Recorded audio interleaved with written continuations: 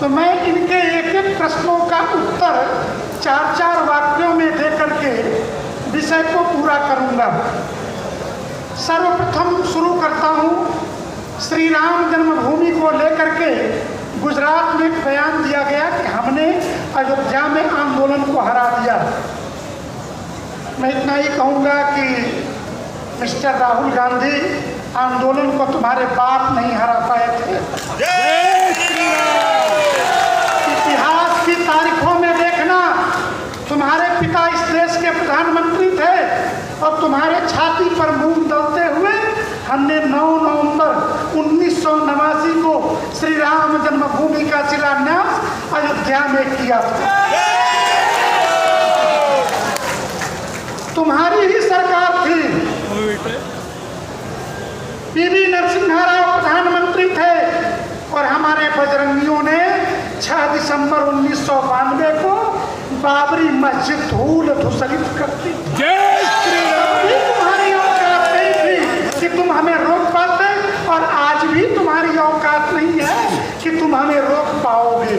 इसलिए आंदोलन को हराने का सपना देखने वालों, अयोध्या लोकसभा नहीं है, लोकसभा फैजाबाद है और अयोध्या की विधानसभा हम जीत करके आए हैं इस लोकसभा चुनाव में। परिस्थितियां इसलिए देश में इस तरीके की बात करने से पहले और हिंदू समाज से ये कहने के लिए कि हमने राम मंदिर को हरा दिया। चलो राम मंदिर का फैसला हो गया, राम मंदिर का दर्द हम तुम्हारा समझ सकते हैं। यह दर्द तुम्हें क्यों है? इसलिए कि पूरी दुनिया में सो कॉल्ड सिविलाइज्ड कहने वाली कौमें, ईसाई, मुसलमान और यहूदी, इन तीनों का एक पवित्र स्थल है यरूशलेम और यरूशलेम को लेकर के 1000 साल से लफड़ा है। संयुक्त राष्ट्र संघ भी तुम्हारा है, अंतर्राष्ट्रीय अदालत भी तुम्हारी है, बहुमत भी तुम्हारे ही देशों का है। हिंदू राष्ट्र के नाम से कोई देश नहीं, लेकिन हमने नरेंद्र मोदी के शासनकाल में भारत की उच्चतम न्यायालय के अंदर सुप्रीम कोर्ट के संविधान बेंच के सर्वसम्मत फैसले से श्री राम जन्मभूमि का मसला हल कर दिया और तुम 1000 साल में फिलिस्तीन हल नहीं कर पाए। ये सब है। तुम दलाल किसके हो ये पूरी दुनिया को पता है। इसलिए चीन के दलालों को भारत में ज्ञान देने की कोई जरूरत नहीं है। ये श्री राम जन्मभूमि से जुड़ा एक सच है। और रही बात इस आंदोलन में हरा दिया, तो आओ बिना आंदोलन के भी हम काशी विश्वनाथ और श्री कृष्ण जन्मभूमि लेने जा रहे हैं। तुम्हारी माँ ने दो हाथ निपटने को हम तैयार। कपिल जी ने एक बात बताई कि बंगाल के अंदर एक मंत्री जी कह रहे थे कि जन्नत जिसे चाहिए इस्लाम स्वीकार करे। मैं उस मुसलमान मूर्ख मंत्री से इतना ही कहना चाहूँगा कि किसी स्त्री की कोख में इस्लामिक मुसलमान या ईसाई पैदा करने की सामर्थ्य नहीं है। परमात्मा स्त्री की कोख में जिस संतान को भेजता है वो प्राकृतिक रूप से हिंदू है। तुम सुन्नत करके मुसलमान बपतिस्मा करके ईसाई बनाते हो, हिंदू को मिटा न पाओगे। तो परमात्मा जिसे माँ की कोख में धरती पर भेजता है स्वर्ग में भी उसी रूप में लेगा। इसलिए स्वर्ग का एकमात्र अधिकारी सिर्फ और सिर्फ हिंदू है। परमात्मा को कटे पिटे ये माल पसंद नहीं है। इसलिए फालतू की बातें बंद करो। और इस्लाम ही तो कहता है ये जितने कब्रिस्तान में गए हैं कयामत के दिन गड़े मुर्दे खड़े होंगे, सबके हिसाब होंगे। तभी तो कयामत कब आएगी, इनके गड़े मुर्दे कब खड़े होंगे, इनके हिसाब कब होंगे, ये जन्नत कब देंगे। इसलिए स्वर्ग को जन्नत बना करके रखने, इस धरती को स्वर्ग बना के रखने का अगर सुख है, लेना है तो सनातनी बन करके रहो।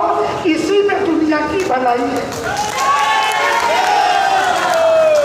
अगर इनको इस्लाम इतना ही अमन पसंद दिखता है तो सीरिया, इराक, ईरान, फिलिस्तीन ये आपस में लड़ भिड़ क्यों रहे हैं? अफगानिस्तान, पाकिस्तान सभी भिड़े पड़े क्यों हैं? इसलिए हिंदुओं को ये कोरा ज्ञान मत दो, और अब हम सुनने के लिए तैयार नहीं हैं। हिंदू समाज को हिंसक कहने वाले और सनातन उन्मूलन के अभियान चलाने वाले, राहुल जी आपसे एक छोटा सा सवाल, हम ये ठीक से जानते हैं तुम हिंदू नहीं हो। तुमने एक बात कही थी कि मंदिर लड़कियां छेड़ने के लिए जाते हैं, ये तुम्हारा ही बयान था। सोमनाथ के मंदिर में अहमद पटेल के साथ तुमने जब एंट्री की थी तब भी तुमने गैर हिंदू के कॉलम में साइन किया था, तुमने हिंदू के कॉलम में साइन नहीं किया था। इसलिए इस देश के हिंदू समाज को यह भ्रम नहीं है कि तुम हिंदू नहीं हो। हाँ, एक चीज का भ्रम जरूर है कि तुम्हारा पिता कौन है, क्योंकि स्वर्गीय राजीव गांधी के मृत्यु के बाद तुम्हारा डीएनए देने से तुम्हारी मां ने इनकार किया था।